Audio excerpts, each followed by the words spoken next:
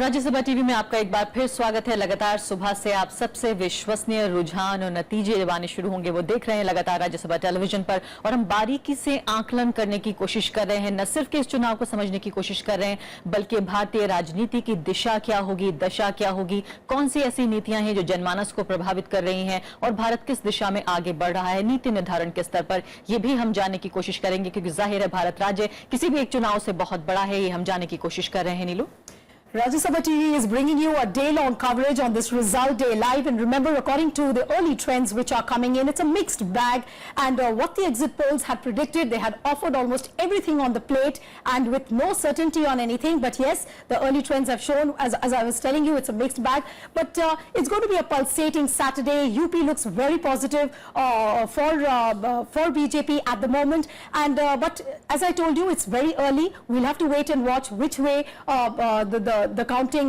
turns over. But let's look at the basic headlines which are there at 10 a.m. Counting of votes in 5 states underway. Heavy security in place as video cameras also keep an eye at counting centers.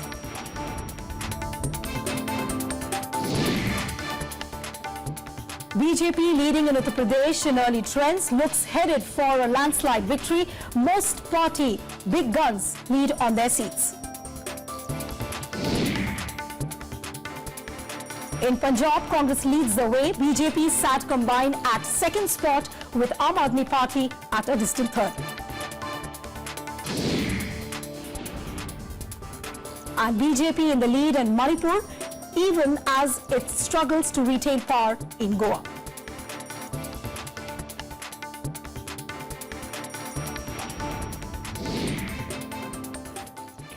So it's really a complete mixed picture at the moment, but as far as UP is concerned, which is going to be the biggest determinant, it looks very positive for BJP.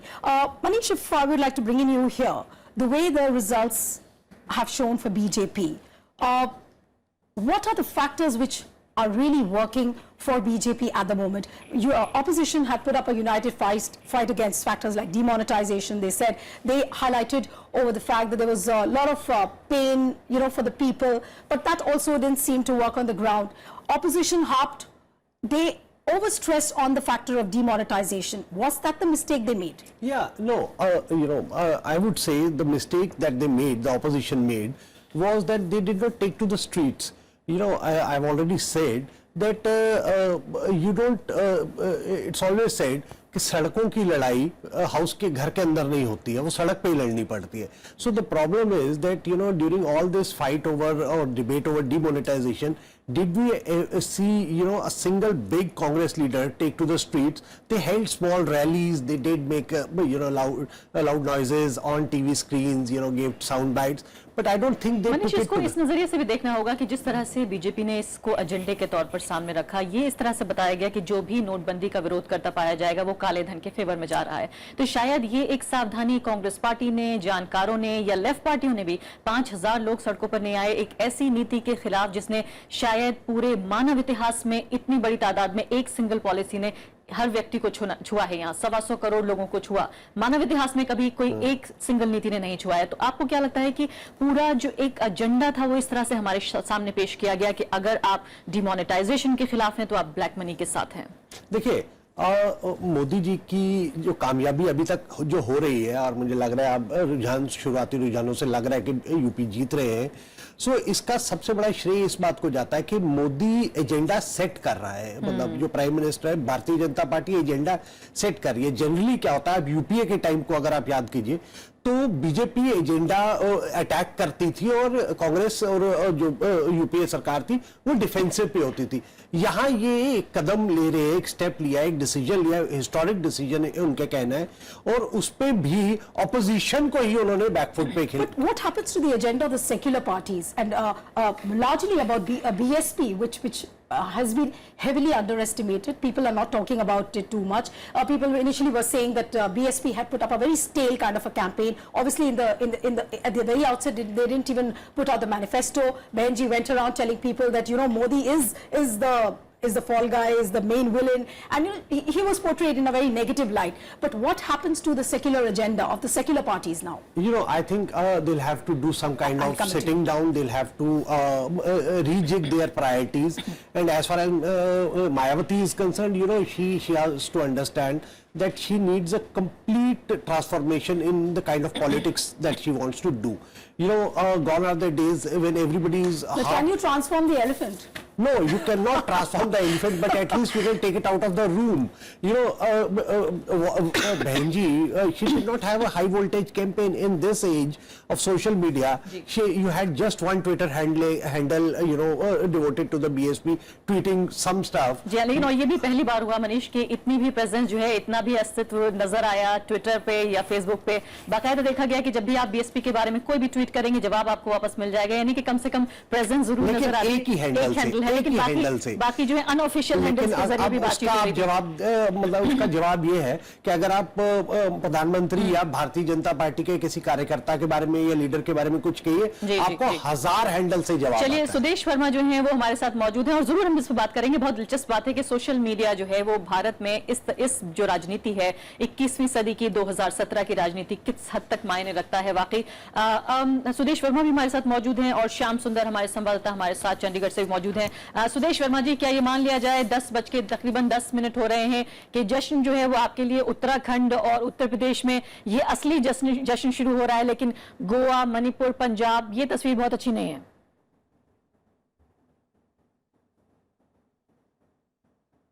देखिए, जो भी mandate है, mandate का तो स्वागत होना ही चाहिए और बाकी राज्य भी हैं जहां हो सकता है कि हम अच्छा न करें, लेकिन उत्तर प्रदेश में इतना अच्छा परफॉर्मेंस होना ये टेक्टोनिक शिफ्ट लाएगा कंट्री के पॉलिटिक्स में। मैं आपके एक एंकर को सुन रहा था, उन्होंने कहा कि एग्जैक्ट वर्ड मैं कोट कर रहा हूं, एजेंडा ऑफ सेकुलर पार्टी क्या होगा। ये बहुत ऑब्जेक्शनेबल स्टेटमेंट है। It is a highly objectionable statement.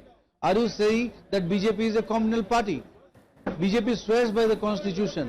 Don't try to raise a weave narrative around because you have failed. Your narrative has failed. Sharma ji, ये बहस बहुत पुरानी हो चुकी है। ये बहस बहुत खुल के हो चुकी है, बहुत पुरानी हो चुकी है। कौन धर्मनिरपेक्ष राजनीति कर रहा है, कौन सांप्रदायिक राजनीति कर रहा है, जनता जानती है ये।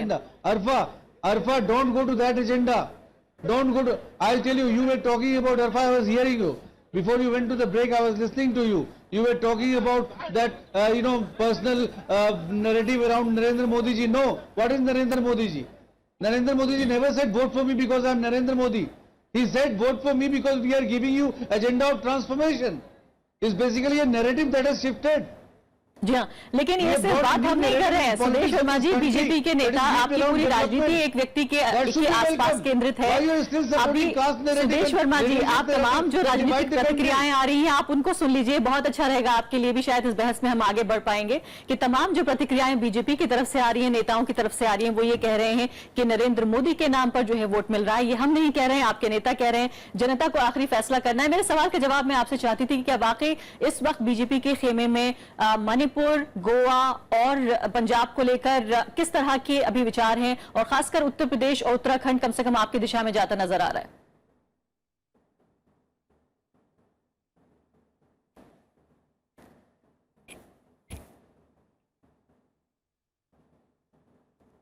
Sudesh ji,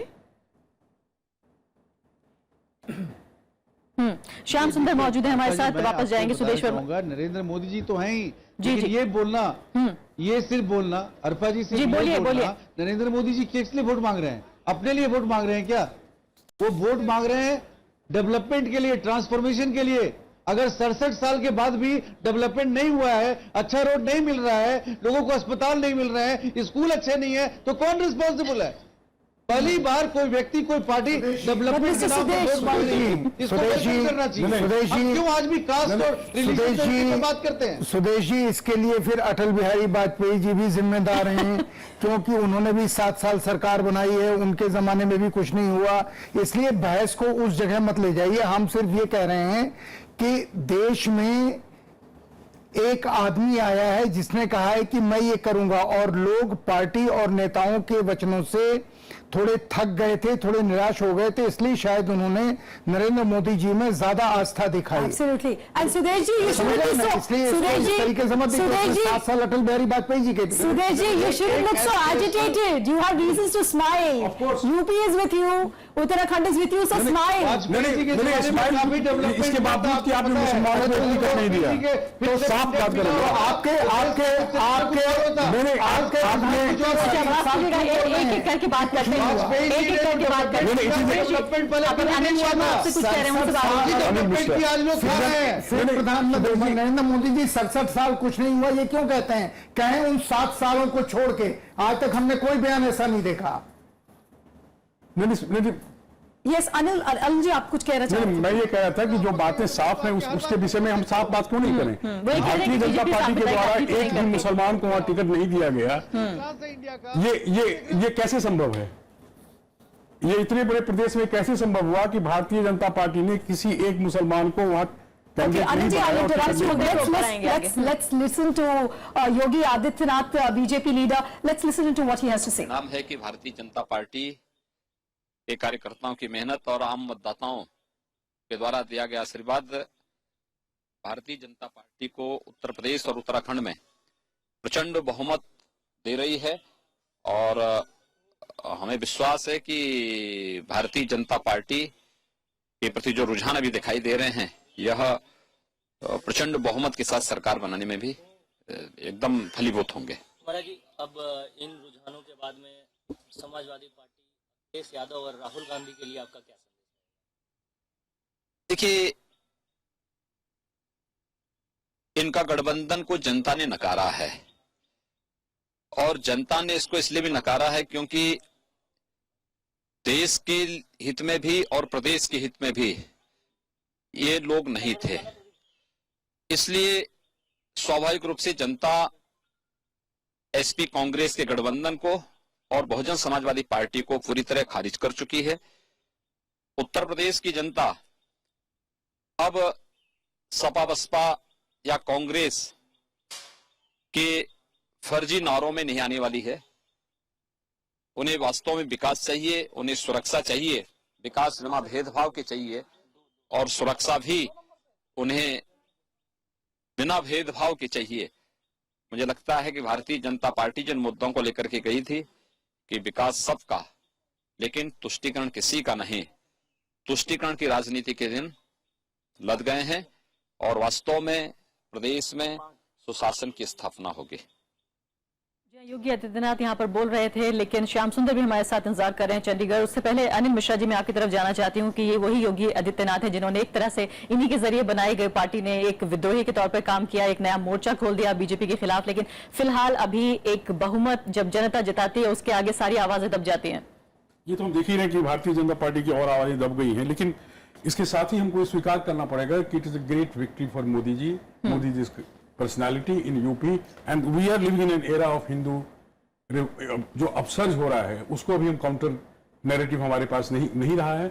opposition party has failed in developing the counter narrative to all kind of things Modi has been giving to people and connect to. Do you see this as also a replication of what exactly happened after 1977 emergency? Don't you see this some kind of a similarity between what happened? No, before that. Sorry, I'm sorry. It's before that. It is before that. Yeah, exactly. Before that, there was no counter. There was no alternative to Congress. Yes, to Congress. जी हाँ, श्याम सुंदर इस वक्त चंडीगढ़ से जुड़ रहे हैं। Authoritarian train which Mrs. Gandhi set up. Only Mrs. Nobody bothered who is the chief minister of Maharashtra, who was the chief minister. Mrs. Gandhi on her own agenda was fighting election. Yeah. This is the same, but here the danger is something more than that. Anil ji, ये बहुत बारीक बहस है और ये बहुत महत्वपूर्ण बहस है जो शायद इस चुनाव से बाहर की बहस भी है कि आखिर जो विचार है, भारत नाम का विचार, उस पर किस तरह की जो राजनीतिक जो प्रभाव हैं वो पड़ रहे हैं और कितना असर पड़ेगा, इस बात का ये जानने की हम कोशिश करेंगे। लेकिन श्याम सुंदर चंडीगढ़ से हमारे साथ मौजूद है। श्याम, क्या खबरें हैं आपके पास? देखिए, यहाँ से जो खबरें हैं उनसे ऐसा लग रहा है कि पंजाब में कांग्रेस बहुमत का आंकड़ा छूने के करीब नजर आ रही है। कम से कम अभी तक जो रुझान है करीब 62 सीटों पर उनकी बढ़त बताई जा रही है, और इसमें सबसे हैरानी की जो बात है, खासतौर पर जो जिन पत्रकारों ने पंजाब चुनाव कवर किया या जिन्होंने एग्जिट पोल्स दिए उनके लिए कि अकाली दल और भारतीय जनता पार्टी गठबंधन दूसरे स्थान पर कम से कम अभी नजर आ रहा है, और आम आदमी पार्टी जिसको ये माना जा रहा था कि वो बहुत करीब सत्ता के पंजाब में नजर आ रही थी और कड़ी टक्कर देते हुए कांग्रेस को नजर आ रही थी, वो तीसरे नंबर पर अभी कम से कम शुरुआती रुझानों में नजर आ रही है। और क्योंकि पंजाब एक छोटा स्टेट है, 117 विधानसभा सीटें हैं यहाँ पर, और इन रुझानों में कोई बहुत बड़े बदलाव होंगे इस तरह से नहीं माना जा रहा, लेकिन उसके बावजूद हाँ कुछ बदलाव हो सकते हैं। लेकिन फिलहाल ऐसा लग रहा है कि जिस तरह से कैप्टन अमरिंदर सिंह के नेतृत्व में कांग्रेस पार्टी ने भरोसा दिखाया, उनको जिस तरह का फ्री हैंड दिया और खास तौर पर जिस तरह का एक अलग तरह का प्रचार कैप्टन अमरिंदर ने किया, उनके बारे में यह माना जाता था कि वो कांग्रेस का प्रचार पटियाला में मोती बाग पैलेस में बैठकर चलाते हैं, लेकिन इस बार वो जिस तरह से 1.5 बरस पहले पंजाब के ग्रामीण इलाकों में कहें हल्का विच कैप्टन कार्यक्रम उन्होंने चलाया या यूथ के साथ कॉफी विद कैप्टन जिस तरह से कार्यक्रम चलाया, शायद उनकी जो मेहनत है और जिस तरह But Shyam, if I could interrupt you here, वो रंगला जी Shyam, the latest vote share percentage which has come to us from the Doaba, Akalis have got about 30.69% votes, Congress has 48.13%, but the most interesting is the Malwa vote percentage which we have got, that is East Malwa, where Congress has got 40.34%. So Malwa is that one region which has about 69 seats and which says that whoever gets Malwa gets to rule Punjab. That is basically okay. Shyam, I'll just interrupt you here. Keshav Prasad Maurya, the state BJP president in Uttar Pradesh, is speaking. Just listen, let's listen to him. ये Bharatiya Janata party माननीय नरेंद्र मोदी जी की विजय है, ये मेरे राष्ट्रीय अध्यक्ष माननीय अमित शाह जी की विजय है, भारतीय जनता पार्टी के एक कार्यकर्ता की विजय है और उत्तर प्रदेश की जनता की विजय है। ज्यादा इस बार सीटें मिल रही हैं आपको? निश्चित तौर से ये तो मैं पहले से कह रहा था, लेकिन लोगों को भरोसा नहीं हो रहा था, लेकिन मुझे भरोसा था अपने कार्यकर्ता पर, उत्तर प्रदेश की जनता पर, मोदी जी की लहर पर भरोसा था। 2017 में हम 2014 दोहराएंगे, हमने कहा था, और आज 2017 में आज फिर कह रहा हूं, 2019 में हम 2014 से भी बड़ी विजय लोकसभा में लेकर के माननीय मोदी जी को फिर से भारत का प्रधानमंत्री बनाएंगे। जिस तरीके से अखिलेश यादव मुख्यमंत्री जो है उनकी बातें हम ये सुन रहे हो, काफी हद तक इनका नाम सामने आ रहा है कि मुख्यमंत्री के तौर पर इनको चुना जा सकता है। हालांकि दूसरे नाम भी हमारे सामने मौजूद है। लखनऊ से पंचानन हमारे साथ मौजूद है। पंचानन, शायद अब बहुत ज्यादा शक इस बात में बाकी नहीं रहा है कि उत्तर प्रदेश की जो कमान है फिलहाल 2017 में वो किसको मिलने जा रही है?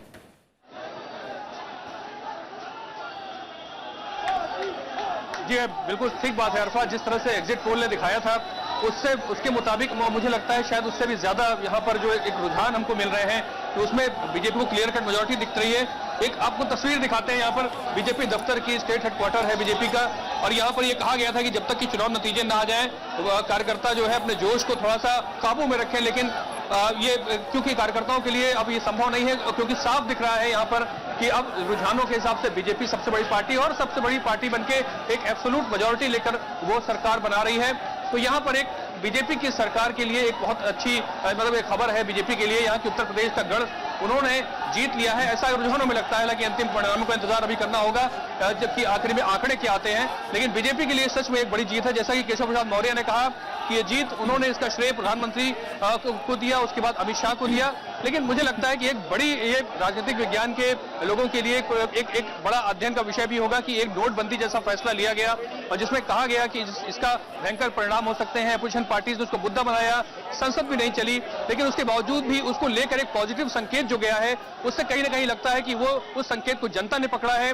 कहीं ना कहीं सेंध लगी है परंपरागत वोटों में, चाहे वो बीएसपी का हो, समाजवादी पार्टी का हो, और उसके अलावा एक जो कहा जाए उसको कि शायद मोदी का जो काम है उसके लिए जो काम बोलता वाली बात है मोदी ने जो पिछले 3 साल में किया उसको जनता की एक मोहर लगी है। तो कम से कम उत्तर प्रदेश के परिणाम इस बात को जरूर दिखा रहे हैं। इन परिणाम या इसको रुझान कह लीजिए, उसके बाद परिणाम हम फाइनली देखेंगे, लेकिन रुझान जरूर दिख रहा है। अर्थशास्त्र के भी जो छात्र हैं उनके लिए ये एक महत्वपूर्ण सब्जेक्ट है, महत्वपूर्ण विषय है पंचानन की। नोटबंदी जो है 2016 में नोटबंदी यानी 21वीं सदी में नोटबंदी का जो एक पूरा विचार है, जिसको कि तमाम दुनिया के जो है वो अर्थशास्त्री उन्होंने बहुत बेहतरीन विचार नहीं बताया था, उसके बावजूद भी किस तरह से ये पूरी विचारधारा या पूरी एक जो नीति है वो भारतीय राजनीति के पटल पर किस तरह से प्रभावित हुई है, ये देखना बहुत महत्वपूर्ण है। हमारे साथ और भी कई मेहमान जुड़ गए हैं। सौरभ धर्मशास्त्री बताएंगे, अर्थशास्त्री नहीं बताएंगे। सौरभ भारद्वाज आम आदमी पार्टी से हमारे साथ जुड़ गए हैं, उनसे हम बातचीत शुरू करते हैं। सौरभ भारद्वाज, 2017 कम से कम आम आदमी पार्टी के लिए बहुत सुहावना नजर नहीं आ रहा है। उधर गोवा में जहां आप उम्मीद कर रहे थे, नतीजे आपके लिए बेहद निराशाजनक है, लेकिन पंजाब जहां के एक तरह से पूरे तरीके से जितनी ताकत आम आदमी पार्टी बना पाई है, उतनी ताकत लगाने के बावजूद भी नतीजे बेहद निराशाजनक आपके लिए हैं।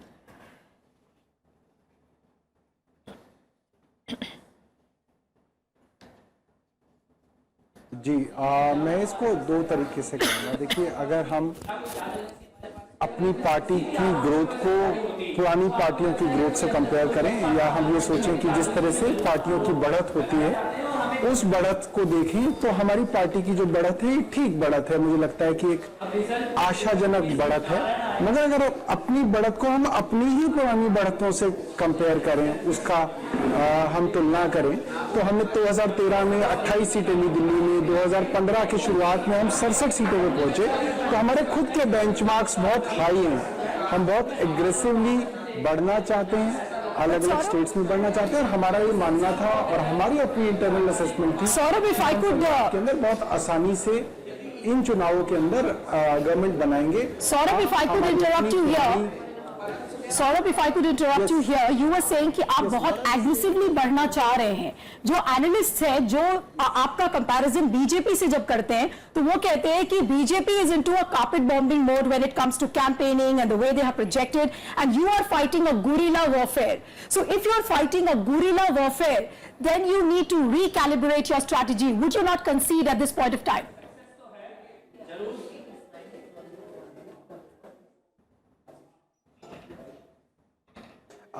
I would say that, after contesting Delhi and winning Delhi in early 2015, we were very cautious. We did not jump into any other assembly elections, state elections. By a very calibrated and a cautious approach, we identified two states. That was Punjab first, and then Goa, that we can test our waters, and probably we were confident that we can do something good. We can be a change bringer in Punjab. And that's how, we thought that we could write a success story in Punjab, but it is unfortunate. And but where do you think you've gone wrong? Look into our strategy. Where do you think your party has gone wrong? Whatever you may call that strategy, but yes, we need to look. Where do you think your party has gone wrong? Yes. I think there is some. Yes. I think when you scale a party beyond your resources, and scaling up is always is a tactical thing. Sometimes you are able to scale up, and sometimes you are not. Some companies or organizations who are doing very good can face problems while they are trying to scale them up, and probably we have to look at our strategies, how we want to replicate our success from Delhi to any other state. That replication process or the scaling process needs to be relooked at. Saurabh, यहाँ पर मनीष छिब्बर हैं, वरिष्ठ पत्रकार, ये कुछ सवाल पूछना चाहते हैं। सौरभ जी, मैं आपसे ये पूछना चाहता हूँ कि क्या अब जैसे रुझान आ रहे हैं, अब लगभग ये साफ हो गया है कि रिजल्ट्स तकरीबन इसी ढर्रे पे चलेंगे, क्या आपको लगता है कि अरविंद केजरीवाल के नेशनल एम्बिशंस को भी इससे बहुत बड़ा धक्का लगा है?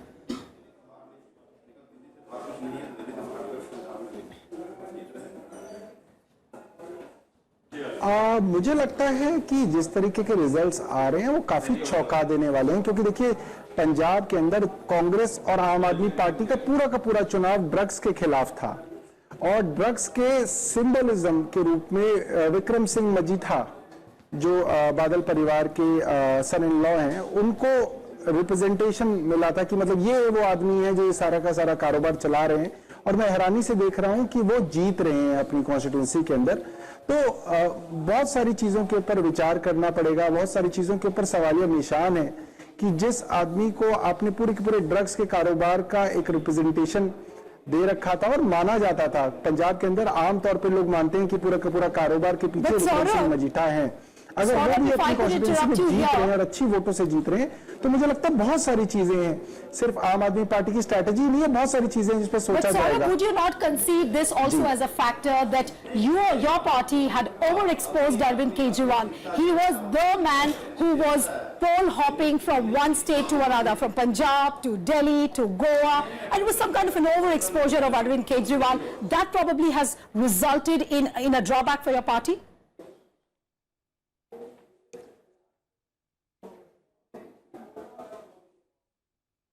I think, had it been the other way around, people would have said that, BJP is overexposing Mr. Modi.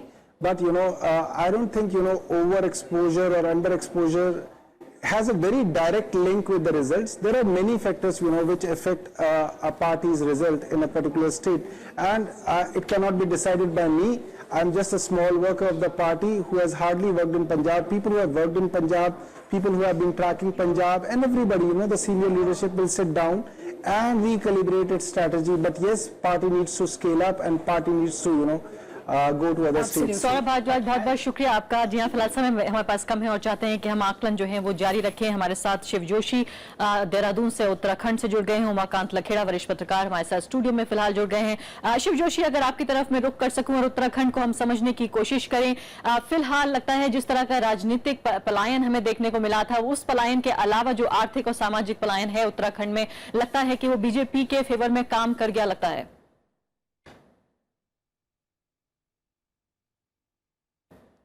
जी, अभी जिस तरह के रुझान आ रहे हैं और बीजेपी को लगातार बढ़त बनी हुई है उसको देखते हुए लगता है कि कांग्रेस के लिए एक बहुत ही असहज करने वाली स्थिति है, खासकर हरीश रावत के लिए, क्योंकि जिस तरह से हरीश रावत ने एक तरह से फोर फ्रंट पर आकर चुनाव लड़ा और वो एक सीएम, न सिर्फ वो सीएम के कैंडिडेट के तौर पर थे, बल्कि एक तरह से वही इस लड़ाई को लीड भी कर रहे थे, खासकर उत्तराखंड के संदर्भ में। लेकिन ऐसा लगता है कि वो जो एकला चलो वाला जो उनका पूरा एक भाव पूरी कैंपेन के दौरान रहा, वो शायद जनता के बीच में उस तरह से क्लिक नहीं किया। और खासकर वो अपील जो उन्होंने की थी उत्तराखंड के एक संपूर्ण विकास के लिए 5 साल देने की बात और पॉलिटिकल इनस्टेबिलिटी से निकालने की बात जो बार बार वो कर रहे थे, ऐसा लगता है कि शायद ये मैसेज कांग्रेस पूरी तरह से ठीक से नहीं पहुंचा। ऐसा लगता है अरफा कि थोड़ा सा Shiv, I'll interrupt you here. If you remember having seen Harish Rawat's rallies, in most of the rallies, the way he projected himself, he used to say, एक कमजोर मुख्यमंत्री सारे ताकतवर और बलवान लीडर्स को कैसे फेस करेगा? That was the kind of message which he was sending. Was there a problem in messaging somewhere as far as Congress in Uttarakhand was concerned?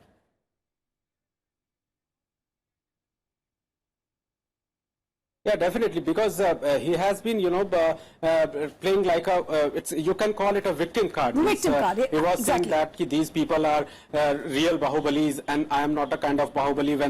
If you remember that video in YouTube went viral, that Harish Rawat projected like a Bahubali in a film. So he said, I am not a Bahubali. Bahubalis are those who are having a huge money, big corporates coming over here, and he especially targeted Prime Minister Modi and BJP President Amit Shah for this whole thing in the Uttarakhand. And even when 2 years back, or almost 2 years back, when the BJP tried to topple his government, he accused that it was all big money involved in that. But as you said, that all that victim card and all those things and all those appeals, they can't be, it seems that reflected or converted into the votes in Uttarakhand. देखिए शिव जोशी जी, एक बहुत अगर राष्ट्रीय स्तर पर शिव जोशी जी अगर राष्ट्रीय स्तर पर देखने की कोशिश करें, जी हाँ, राष्ट्रीय स्तर पर देखने की कोशिश करें तो कांग्रेस पार्टी के पास शायद हरीश रावत से बड़ा फिलहाल कोई कद्दावर नेता उस तरह से नहीं है कि राज्य में अपनी बुनियाद पर जो है वो वोटर्स को खींच सके। तो यानी कि काफी हद तक इस तरह के कद्दावर नेता को भी जिस तरह की हार का सामना करना पड़ता हुआ नजर आ रहा है, आपको लगता है कि राष्ट्रीय स्तर पर भी एक तरह का संकट है, न सिर्फ कि राज्य के स्तर पर?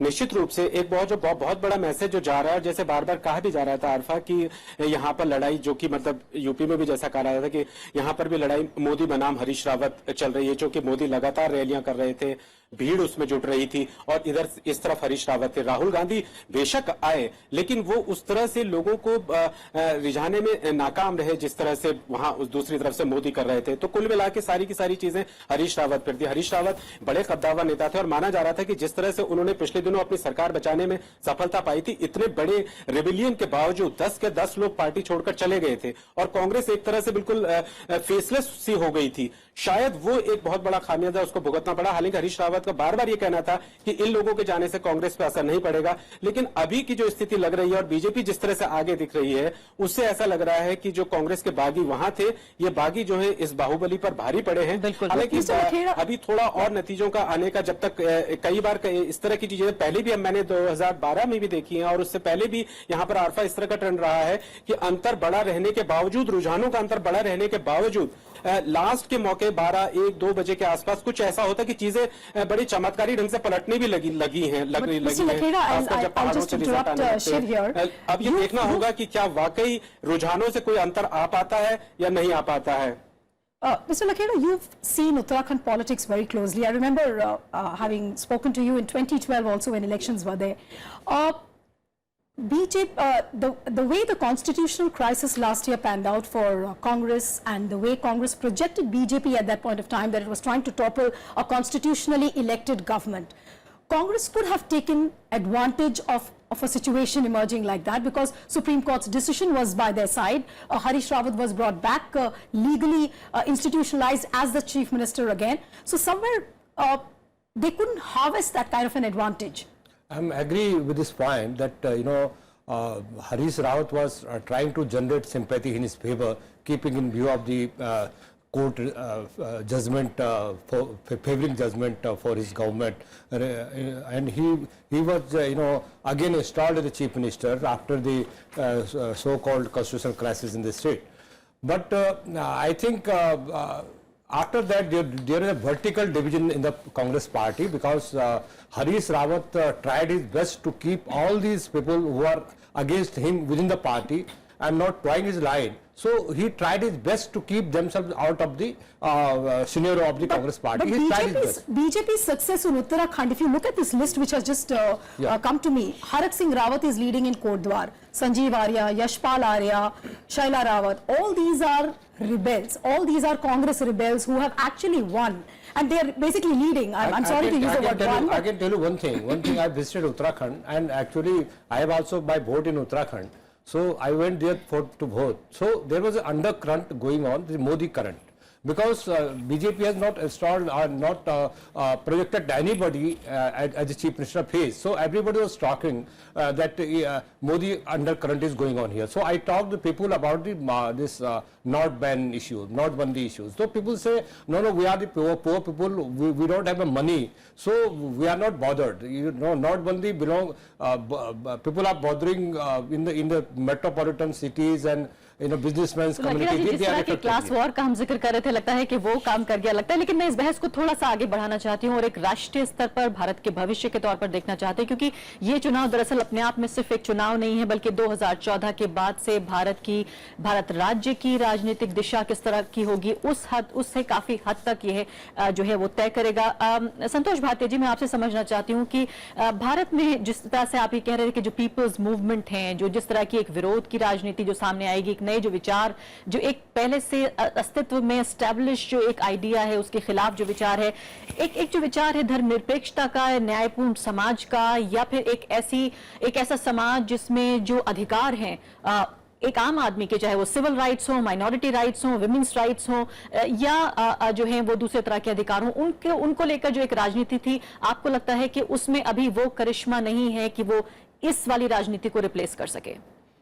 अरफा, करिश्मा है या नहीं है ये तो बाद में तय होगा, पर एक नया ट्रेंड नजर में आ रहा है कि जितनी भी पॉलिटिकल पार्टीज हैं, अब जो नई लीडरशिप आ रही है, वो नई लीडरशिप, उसका मूवमेंट से कोई रिश्ता नहीं रहा, किसी तरह के आंदोलन से कोई रिश्ता नहीं रहा। उदाहरण के लिए अखिलेश यादव के खाते में 2 घंटे का भी धरना कहीं नहीं है। वो सांसद थे, चीफ मिनिस्टर थे, सब कुछ थे, पर वो आंदोलन से उनका कोई रिश्ता नहीं रहा, जबकि मुलायम सिंह ने पार्टी आंदोलन के जरिए ही खड़ी की थी। उसी तरह कांग्रेस पार्टी में जो भी लीडरशिप अब आ रही है, जो फैसले ले रही है, उसका आंदोलन से कोई रिश्ता नहीं है, उसका पीपुल्स मूवमेंट से कोई रिश्ता नहीं है, उसका हिंदुस्तान के समाज में क्या कॉन्ट्रडिक्शंस हैं, वो भी अगर उनसे सवाल पूछो तो वो जवाब नहीं दे पाएंगे। But Santosh, if you look at the Samajwadi Party in isolation, the family feud seems to be the biggest factor which played against the prospects of the party. I was getting reports from the ground that people like Shivpal Yadav, people like Mulayam Singh Yadav, if I may take the liberty of quoting exactly, they said that these two leaders were actually funding the anti-elements, anti-Akhilesh elements. So do you see this kind of a factor also somewhere playing on the ground? Santosh ji, इससे पहले कि आप जवाब दें नीलू के सवाल का, मैं इसमें ये भी जोड़ना चाहती हूँ कि जो स्थानीय वजह हैं वो अपनी जगह जायज हैं, लेकिन मैं ये समझना चाहती हूँ कि क्या वाकई एक पोस्ट आइडियोलॉजिकल दौर में हम दाखिल हो चुके हैं, या आपको लगता है कि अभी भी एक तरह की जो राजनीति है जो नरेंद्र मोदी, बीजेपी और आरएसएस हमारे सामने प्रोजेक्ट करते हैं, क्या ये वोट जो मिल रहे हैं ये उस आइडियोलॉजी को मिल रहे हैं, या फिर एक पोस्ट आइडियोलॉजिकल दौर में हम दाखिल हो चुके हैं और नीलू जिन वजहों का जिक्र कर रही हैं वो ज्यादा मायने रख रहे हैं? नरेंद्र मोदी की आइडियोलॉजी को वोट नहीं मिल रहे हैं, नरेंद्र मोदी की स्टाइल को वोट मिल रहे हैं, दोनों में बहुत बड़ा फर्क है। और मैं ये नहीं मानता नीरज जी कि कोई 2 लोग 3 लोग फंड करके कुछ लोगों को चुनाव इतने बड़े पैमाने पे हरवा सकते हैं, मैं इसको नहीं मानता। People's role is more important than this kind of funding या जो भी आरोप हैं उनको लेकर के। मेरा अपना ये मानना है, और मैं आज बेसाख्ता ये बिल्कुल हिम्मत के साथ कह सकता हूं कि उत्तर प्रदेश में काम बोलता है जो नारा दिया वो नारा फ्लॉप हो गया, क्योंकि रूरल एरिया में काम नहीं हुए। मुलायम सिंह बार बार, ये मेरी जानकारी में है, ये जोर देते रहे अखिलेश पे कि जो तुम्हारा वोटर है किसान, उसके लिए काम करो, उसके लिए काम नहीं हुए। काम किसके लिए हुए? जो प्रधानमंत्री नरेंद्र मोदी का मतदाता है, यानी शहरी मतदाता है, जहां से समाजवादी पार्टी को कभी वोट नहीं मिले।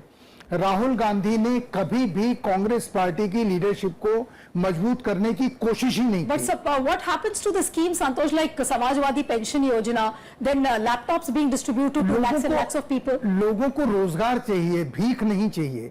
ये सारी चीजें लोगों को काम से दूर ले जाती है। संतोष जी, अजय कुमार हमारे साथ जुड़ गए हैं, फिलहाल कांग्रेस पार्टी के नेता, उनसे हम बातचीत कर लेते हैं। अजय कुमार जी, आज का दिन आपके लिए मिला जुला दिन है, जहां शायद बहुत ज्यादा उम्मीद आपको नहीं लग रही थी, वहां भी जो है वो बेहतर परफॉर्मेंस आप कर रहे हैं। चाहे हम गोवा का जिक्र करें, मणिपुर से थोड़ी अभी तस्वीर हमारे सामने उतनी साफ नहीं है, उस पर हम जरूर बात करेंगे, लेकिन पंजाब आपके लिए बेहतरीन जो है नतीजा लेकर आया है। लेकिन उत्तर प्रदेश में जिस तरह की तस्वीर सामने आ रही है, कम से कम 2019 तक तो आपको ढंग से सांस नहीं लेने देगी। देखिए, ये तो स्पष्ट है कि जैसे हम बाकी वक्ता को सुन रहे थे कि ये पहले सीख इस चुनाव के नतीजे से कि आपको जो है क्षेत्र के बड़े बड़े नेता को उनको खड़ा करना पड़ेगा समर्थन, और जब तक आपके प्रदेश मजबूत नहीं होंगे तब तक जो है उस तरह के जो आपको जो है निराशाजनक नतीजे निकलते आते रहेंगे। नहीं, आप गोवा के बारे में क्या कहना चाहते हैं, मणिपुर के बारे में क्या कहना चाहते हैं, पंजाब के बारे में भी कहिए। देखिए, पंजाब में देख लीजिएगा, जैसे अमरिंदर जी एक परिपक्व नेता है, उसी तरह से मणिपुर में बोबी सिंह जी हैं, वो या गोवा में भी। और स्पष्ट रूप से कि जब तक आप आंदोलन और ये जब जमीन पर आप पॉलिटिकल आंदोलन संगठन को मजबूत नहीं करेंगे, तो मुझे लगता है कि पंजाब में जो है कांग्रेस की जो कार्यकर्ता की संख्या और कार्यकर्ता जिस रुझान से जो है इस बार के चुनाव लड़े, तो उसके नतीजे आपको सामने दिखाई दे रहे हैं। क्यों नहीं कर रहे हैं आप ग्राउंड पे काम? उत्तराखंड में यही बात तो यहाँ तमाम जानकार पत्रकार पूछ रहे हैं कि इतनी बड़ी एक नीति लागू हुई जिससे हर आदमी पे फर्क पड़ा। नोटबंदी का हम जिक्र कर रहे हैं, लेकिन 5000 लोग सड़क पर नहीं आ पाए। मनीष छिब्बर कह रहे हैं कि जो काम संसद में हो रहा है दरअसल वो सड़क पे होना चाहिए। विरोध की राजनीति खाली संसद में एक एजिटेशनल पॉलिटिक्स से शायद कुछ हासिल नहीं होगा आपको। नहीं, मैं आपसे 200% सहमत हूं। और जहां पर भी आपने जो है जमीन वाले नेता को अगर खड़ा किया है तो वहां पर जो आपके रिजल्ट अच्छे आ रहे हैं, तो ये हम लोग को भी देखिए, यूपी और खास यूपी हो या उत्तराखंड में भी, मैं सुन रहा था आपके चैनल में अभी जो एक वक्ता कह रहे थे कि जब तक आप अलग अलग नेता को जो है अपने जगह नहीं दे पाएंगे, और उसी सभी आपके अगर वो विरोधी भी और पार्टी के अंदर हो, उसको जो एक्सेप्ट करके पार्टी चलाना बहुत ही एक महत्वपूर्ण So, sir, are you conceding at this point of time? Sir, are you conceding at this point of time that the people who were devising the strategy for your party, they were completely aloof from what was happening on the ground, as what is being seen in UP? Because UP ke ladke, Rahul Gandhi and Akhilesh Yadav, your party joined hands with Samajwadi Party, which was totally against the DNA of your party. It was the Lohia sentiment was totally against Congress. So would you not concede that your strategists, your party strategists, are completely bereft of what's happening on the ground? No, I definitely believe that one of the fundamental issues which we need to definitely relook at it is how we are working on the ground. At least on states like Uttar Pradesh and other places. If you are on the ground and it doesn't start 6 months or 4 months before elections, it must be a political activity, for 5 years on. I mean, you might win or lose elections, but you must do politics within in between those 5 years, raising issues. It doesn't. So that is one thing which definitely is a lesson which we need to look, and all parties need to look, not even us. But wherever you have a ground which is, sorry, go ahead. If I can just interrupt you, and if I can ask you very candidly, who is really going to shake the stupor of Congress at the moment? Because we've seen that Priyanka Gandhi was a big hope for the party. She has actually failed to inspire people. Rahul Gandhi seems to have completely failed to inspire the people. What is that one big shot which is going to change the stupor, or rather break the stupor of the party? No, I think one of the most important thing for us is to get onto the ground. I mean, again, Harish Rawat is definitely a ground, a man on the ground, and he's a leader who has actually. So, whether we are able to carry a people along and strengthen it, all political parties need to answer that question. But again, coming to the fundamental issue, that you need to start working between these elections. And you need to work for 5 years raising issues and continuously strengthening the and getting people to buy into your campaign and buying into your agenda. So चलिए अजय जी, बहुत अच्छी बात आप कह रहे हैं कि सिर्फ चुनाव के वक्त नहीं, चुनाव के पहले भी बात करना होगा। एक पॉइंटेड सवाल मैं पूछना चाहती हूँ, उसके बाद आपका सवाल जरूर। मेरा पॉइंटेड सवाल अजय जी ये है कि क्या गांधी परिवार के बाहर अब कांग्रेस पार्टी को देखना शुरू कर देना चाहिए? जो गांधी परिवार, जो करिश्मा, जो भी कुछ आपके लिए लेकर आता था, वो सब कुछ इस वक्त आज के दिन 2017 में 11 मार्च को फेल हो गया है। क्या कांग्रेस पार्टी गांधी परिवार से बाहर देखना शुरू करेगी? देखिए, अगर सिर्फ राहुल गांधी जी या किसी के ऊपर इस तरह की टिप्पणी करेंगे तो उचित नहीं होगा। पहले तो कांग्रेस के बड़े नेतागण, हम सब लोग को, सभी कांग्रेस के कार्यकर्ता को जो है अपनी जिम्मेवारी लेनी चाहिए, समझनी चाहिए। दूसरी बात है कि स्टेट इलेक्शन, हम लोग सोचते हैं कि कोई भी चुनाव जो है एक विशेष व्यक्ति के रूप में के माध्यम से आप जीतते हैं, तो ये जैसे मोदी जी के बारे में हम लोग जो चर्चा कर रहे हैं वो ठीक नहीं होगा। जब तक आप प्रदेश में स्पष्ट रूप से ये चुनाव से ये स्पष्ट संकेत है कि आपको जो है जमीनी तौर पर आपको आपके जो है लीडरशिप को नहीं अजय जी, जमीनी तौर पे तो जरूर है, लेकिन जो नीलू पूछ रही है आसमानी तौर पे भी बदलना जरूरी है, नीचे ही नहीं ऊपर भी क्या बदलना जरूरी है? क्या ये बात समझ पा रहे हैं आप? संतोष भारती भी कुछ कह रहे हैं। ये समझो कि कांग्रेस पार्टी नरेंद्र मोदी के अखाड़े में चुनाव लड़ रही है, नहीं जीत सकते जब तक वो अपने अखाड़े में नरेंद्र मोदी को नहीं ले आएगी। और यही चीज समझना, जिसको आप गांधी परिवार कहते हैं या कांग्रेस की लीडरशिप को कहते हैं, वो समझना चाहिए। कांग्रेस लीडरशिप को चाहिए दोबारा इंदिरा गांधी के जमाने में जाए, और जिस तरीके से उसने स्थानीय लोगों को खड़ा किया था, भरोसा किया था, उनके पास हर जगह का फीडबैक आता है। आजकल तो कहानी यह है कि कोई राहुल गांधी, सोनिया गांधी, प्रियंका गांधी से मिल ही नहीं सकता वर्कर या अजय जी जैसे नेता, तो वो फीडबैक क्या देंगे उनको? और सही पॉलिटिकल स्ट्रेटजी कहां से होगी? नहीं हो सकती। मनीष जी क्या कह रहे हैं आप? और मैं ये कह रहा था, इन्होंने एक बड़ी इंटरेस्टिंग बात कही। इन्होंने कहा कि हरीश रावत जमीन से जुड़े हुए, तो अभी मैं देख रहा था ट्विटर पे, चेक किया मैंने, वो हरिद्वार रूरल से 6000 वोटों से पीछे चल रहे हैं। तो और दूसरा, ये लीडरशिप का काम होता है, ये भी नजर रखे कि जो स्टेट में लीडर है वो कैसा काम कर रहा है। हरीश रावत ने एक एक करके जितने कद्दावर या उनके कंपिटिटर्स थे उनको पार्टी से बाहर निकाला, बाहर का रास्ता दिखाया। नेशनल लीडरशिप ने कुछ नहीं किया। और अब आप देखिए, आपने खुद ही आंकड़े दिखाए कि 11 में से 9 लोग जो रेबल्स थे, जो बीजेपी में शामिल हुए, वो लीड कर रहे हैं। तो ये क्या बताता है कि जो सेंट्रल हाई कमांड है वो सोया हुआ है कांग्रेस का। जी हाँ, उमाकांत जटिया जी, मुझे बताइए। मैं आपके ऊपर सिर्फ एक चीज कहता हूं कि हम जितना समझे हैं अपनी जिंदगी में पत्रकारिता करते हुए, लीडर का मतलब होता है लोगों को साथ रखने की सलाहियत रखने वाला, लोगों को भगाने वाला लीडर नहीं होता है। और यहाँ तो हर पार्टी में ये संतोष जी, समय थोड़ा कम है, मैं जरूर आपके पास लौटूंगी। उमाकांत जी, बताइए फिलहाल की आने वाले अब 2-2.5 साल के दौरान किस तरह की नीतियां भारत में देखने को मिलेंगी, अर्थनीति किस तरह की मिलेगी, राजनीति किस तरह की मिलेगी, 2019 से पहले ये चुनाव हमें क्या बताता है? देखिए, मैं सिंपल से बात करता हूं कि ये इंदिरा गांधी के दौर की बात मुझे याद आ रही है कि Indira Gandhi versus others.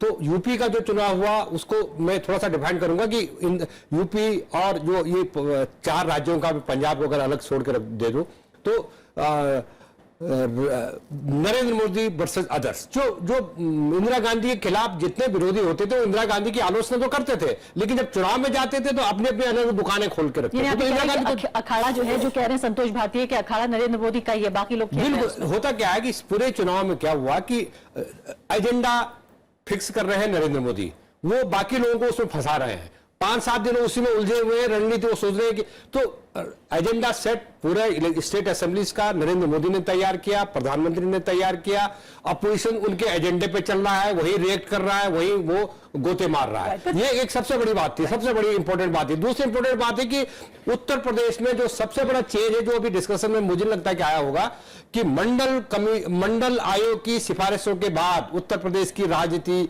Reversal हो रही है और उसका एक्सपेंशन हो रहा है। रिवर्सल इसलिए हो रही है कि एक विड्रॉल सिम्टम, लोग उस राजनीति से जाति की, धर्म की, हिंदू, मुसलमान, सेकुलर, उस राजनीति से लोग उकता गए। 20 साल के कान पक गए। जो बच्चा था वो बड़ा हो गया, उसको नौकरी चाहिए, रोजगार चाहिए, शिक्षा चाहिए। अगर लोग जाति धर्म की राजनीति से अलग हो रहे हैं तो बीजेपी कैसे चुनाव जीत रही है? नहीं, मैं ये कह रहा हूं कि मैंने इसलिए बोला है कि इंदिरा गांधी वर्सेस अदर्स होता था और इंदिरा गांधी के 7 दुश्मन पॉलिटिकल पार्टी मैदान में होती थी, तो इंदिरा गांधी का एक व्यक्तित्व था, पर्सनैलिटी थी, वो मुझे लग रहा है वो नहीं। जकीरा जी, मैं ये पूछ रही हूँ कि क्या आप ये कह रहे हैं कि नरेंद्र मोदी जो शख्सियत है उन्हें वोट मिल रहे हैं, या जो वो ऑफर करते हैं उनकी शख्सियत के भी अपने पहलू हैं? देखिए, नरेंद्र मोदी किसके लिए खड़े होते हैं? क्या वो हिंदू हृदय सम्राट हैं? क्या वो विकास पुरुष हैं? क्या वो जाति धर्म से ऊपर एक शख्सियत बन गए हैं? देखिए, लोगों को अपील क्यों कर रहे हैं? सिंपल सी बात है कि anti BJP politics, anti Narendra Modi politics का पोलराइजेशन थमा हुआ है नहीं। तो हो क्या, उनका एक छत्र राज है। जो मैं इंदिरा गांधी से तुलना इसलिए की थी कि इंदिरा गांधी जैसे उसका एक पर्सनैलिटी थी, तो वो पर्सनैलिटी इस दौर में नरेंद्र मोदी ने डेवलप किया। If I'm to understand the kind of narrative now which is building up, we see not talking particularly about the Modi brand, but what Modi offered on the ground. There was communal polarization. He spoke about various issues, Kasab, Shamshan, Kabristan. But at the same time, he knew that these were the core agendas of BJP. BJP has been called a communal party. Those are the kind of allegations which have been there against BJP. But at the same time, if you're offering development, solid development to the people on the ground, you are the credible party. Is that the narrative which BJP will now build in future as well? Mr. Modi is a 24/7 politician, unlike, the leaders of the opposition, especially Mr. Rahul Gandhi. He thinks he's 2 steps ahead of the opposition in thinking. He is like, a player in a team who controls the ball, who controls the goalpost, who's controlling everything. He's playing a T20 match at the moment. Yeah, and also, if he does not want to continue in the game, he picks up the entire equipment and takes it home. He says, मैं नहीं तो खेल नहीं। गायत्री प्रजापति इस दौरान जो है, जो भागे हुए हैं फिलहाल नेता, वो जीतते हुए नजर आ रहे हैं, वो लीड कर रहे हैं। हाँ, and Irom Sharmila incidentally has almost lost and तीसरे नंबर पे और 300-400 वोट लेके चल रही है। So what I was trying to explain is that mister Modi is setting the agenda till the time the opposition comes up with a counter narrative which asks when was the last time Mr. Rahul Gandhi question mister Modi's से जिस तरह की खबरें आ रही हैं, exit polls जो हम देख रहे थे, जो काफी हद तक पैमाना माने जा रहे थे, काफी हद तक अलग है उससे। अगर बीजेपी अकाली का परफॉर्मेंस देखें आप, तो उतना खराब नजर नहीं आ रहा है। कांग्रेस पार्टी एक क्लियर लीडर के तौर पर उभर गई है।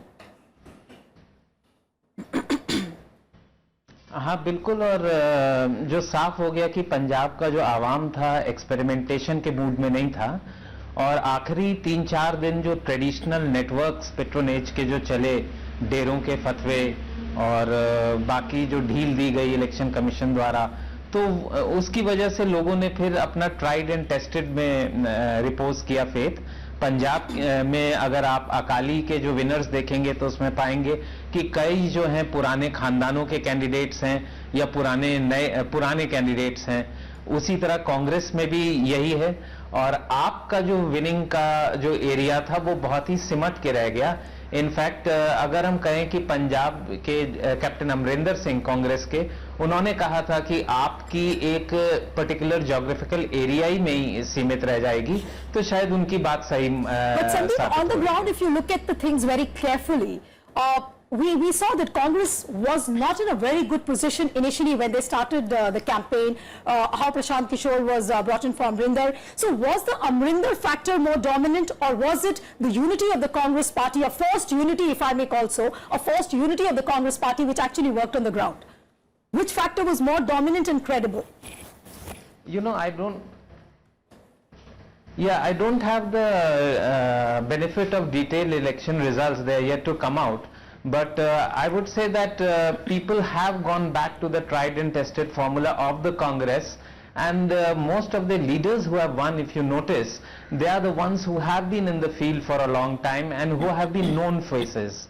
So as opposed to Aam Aadmi Party's fresh faces, unknown faces who had been in public life for 1 year, 2 years, 3 years, Congress did better. Sandeep, मैं थोड़ा सा हट के सवाल पूछना चाहती हूँ, क्योंकि आप एक ऐसे शख्स हैं जो न सिर्फ पंजाब की राजनीति पे नजर रखते हैं बल्कि देश की राजनीति को समझते हैं आप बेहतर तरीके से। एक बहुत महत्वपूर्ण सवाल यहाँ से उठ रहा है, 17 से 19 में बहुत ज्यादा वक्त बाकी नहीं है। क्या आपको लगता है जिस तरह की राजनीति हमारे सामने फिलहाल राष्ट्रीय पटल पर नजर आ रही है, क्या हम नए सामाजिक राजनीतिक अलायंसेज हमें देखने को मिलेंगे? अगर आप देखें तो यूपी उत्तराखंड में तो ये 2014 का जो रिजल्ट था उसके करीब करीब बराबर ही आया है, और उत्तराखंड में तो एंटी इनकम्बेंसी बहुत हो गई थी, राइटिंग ऑन द वॉल जिसको कहते हैं हम, कांग्रेस की थी। और उत्तर प्रदेश में अगेन जो 2014 में आवाम ने मोदी साहब की तरफ जो जिस तरह एक मुश्त वोट दिया था वही हम दोबारा देख रहे हैं। पर हाँ, इसमें हमने ये देखा है कि कुछ सामाजिक सेक्शंस को साइडलाइन किया गया और उनको नजरअंदाज किया गया। ये देश के ताने बाने के लिए वाकई ये बहुत बढ़िया संदेश नहीं है। So Arfa, the Saturday blockbuster has much to offer. The beginning has just been made. I think lots to follow. बिल्कुल जी हाँ, तो साफ तौर पर देश की राजनीति के लिए भी काफी हद तक बहुत बड़ा संदेश है, जो पार्टियां हैं, पॉलिटिकल पार्टियां, उनके लिए भी, और जमीन पर वो लोग जो समाज में काम कर रहे हैं, न सिर्फ राजनीति के हिसाब से बल्कि जो पीपल्स मूवमेंट जिसका जिक्र हम लगातार कर रहे हैं, शायद उस राजनीति के भी खड़े होने का वक्त है कि अलग अलग तरह के जो हैं वो राजनीतिक विचार भारत में देखने को मिल सके। तो फिलहाल सभी मेहमानों का बहुत बहुत शुक्रिया, और लगातार राज्यसभा टेलीविजन पर हम चर्चा देखते रहेंगे। नमस्कार।